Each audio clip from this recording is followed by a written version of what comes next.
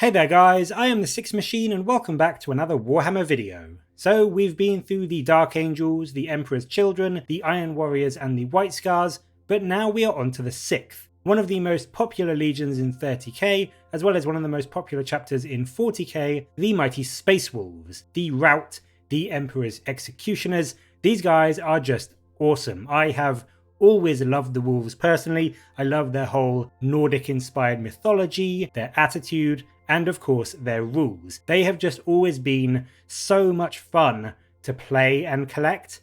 So let's take a look at their upcoming rules for Heresy 2.0 and see what kind of terror they will be sowing on the battlefields of 30k.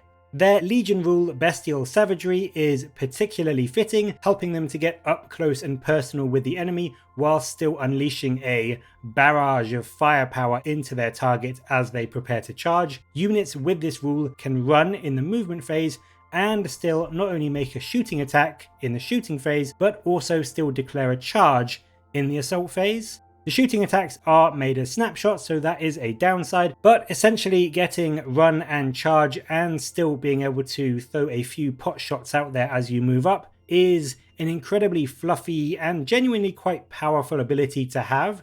It's really going to help your guys to obviously get into combat quicker where they want to be, but also allow them to maybe just kill off a model or two first to make the following fight phase just that much easier for your guys and that much more brutal for your opponent. If you can't run, so units like Cataphractii Terminators, then those units get +1 weapon skill on a turn they've charged, and models with the vehicle keyword that make a ram attack get +1 strength to that. So even units that may not particularly benefit from run and charge can still get a very handy bonus with this ability, and +1 weapon skill is, let's be honest, a huge boost to the damage output of units like Cataphractii, whether they have Power Fists or Lightning Claws, and extra strength on your ram attacks may just help you push some pesky enemies off an objective if you want to try and steal it from them with some of your forces. So it is, in my opinion, a very solid Legion trait. It's going to help pretty much all of your army in one way or the other, some units getting into combat even quicker, and other units just being able to hit more effectively into your opponent.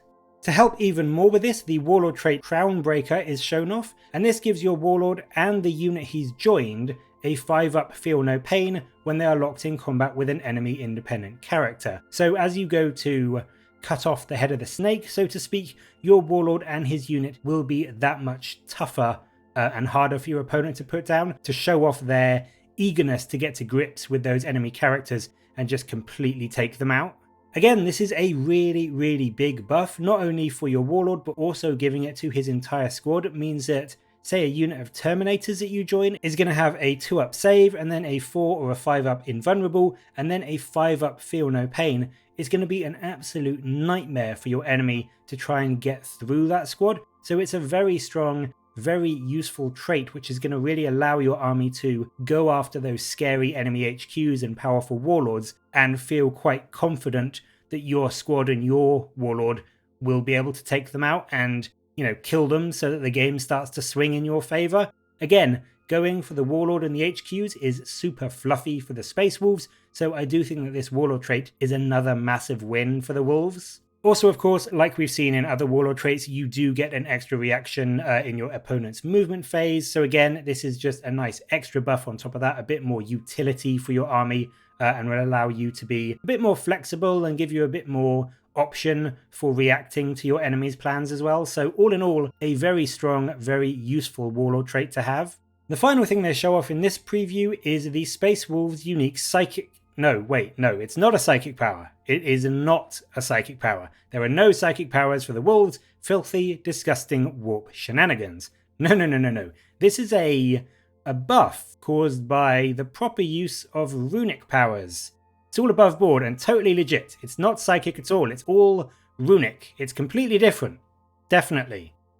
But anyway, the power they show off today is the Stormbrought power, which lets your Psyker, instead of making a shooting attack, target a friendly unit within 6 inches, which is infantry, cavalry, or dreadnought, and that unit gains the Shrouded 5+ rule.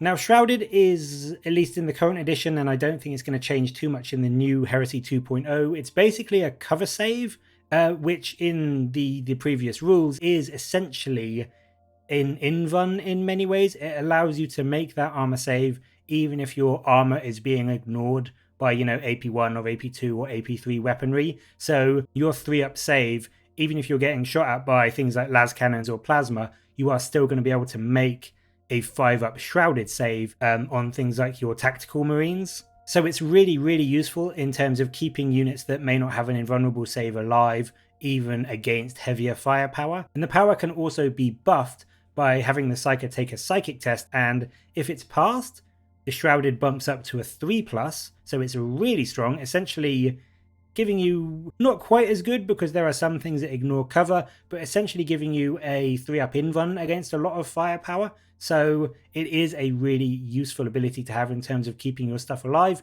If the test is failed, the unit just keeps that 5-up shrouded and the Psyker has to take a Perils of the Warp. So there is a bit of risk, but if you know that there is a load of AP2 or AP3 firepower coming your way next turn, it may very well be worth giving this a go, just to try and keep one of your tactical squads or whatever alive and kicking through even the scariest enemy weaponry. So all in all, the Wolves seem to be getting some very, very nice stuff, I think. They've got a great Legion trait, a fantastic Warlord trait being shown off, and what looks to be some very potent psychic powers to chuck around the board as well. All in all, I do think they look like they're going to be incredibly durable and also very quick to get up in your enemy's face. And your whole game plan is going to be getting up quickly, charging into combat, going after the enemy leadership and HQ options, and just completely dismantling the army by getting rid of all their buffs and support mechanics that those HQs bring.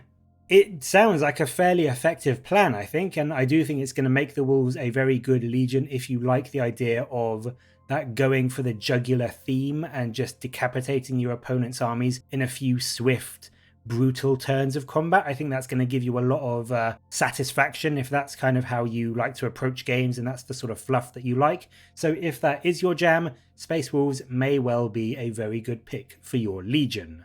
But what do you think of these rules for the Fenrika? Will they be one of the better melee legions, or do you think we will still see even more close combat prowess from things like the Blood Angels or the World Eaters? Let me know in the comments below, and as always, thank you very much for watching. Please do like and subscribe for more Warhammer content from me, but until next time, I'll catch you later, guys.